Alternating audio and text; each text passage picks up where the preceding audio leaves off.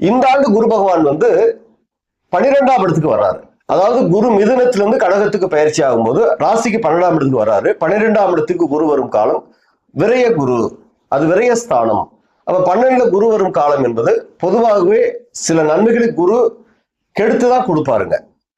சுப விரயங்கள், நஷ்டங்கள், விரய செலவுகள், நஷ்டங்கள், தோல்விகள், தூக்கமின்மை, நிம்மதி குறைவு, இதெல்லாம் 12ல குரு வந்து கொடுக்கக்கூடிய அமைப்பு கோச்சாரத்துல சொல்லப்பட்டிருக்கு.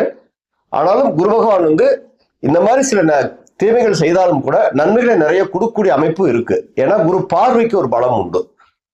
அப்ப குரு பகவானுடைய பிரார்த்தனைகள், வழிபாடுகள் கரெக்டா செய்யுங்க, உங்களுக்கு அது நிறைய வெற்றிகளாக மாறும்.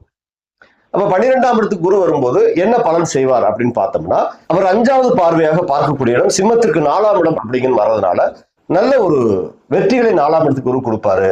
இடம், நிலம், வீடு, வாகனம், வெற்றி, முன்னேற்றங்கள், சொத்துகள் வாங்கக்கூடிய யோகம், வீடு கட்டக்கூடிய யோகம், இதெல்லாம் இந்த குரு பகவான் வந்து சுப விரயங்களை கொடுப்பார். ஏன்னா விரயத்திற்கு வர்ற கிரகம் வந்து சுப விரயங்களை செய்யக்கூடிய வாய்ப்பாக அமையும்.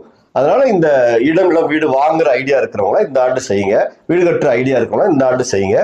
ஒரு வாகனம் மாற்றலாம், புது வாகனம் வாங்கலாங்கிறவங்க இந்த ஆண்டு அதை சிறப்பாக செய்யலாம். ஏன்னா குரு பார்வை உங்க 4ஆம் இடத்துக்கு இருக்கிறதுனால அது ஒரு பெரிய பலம்.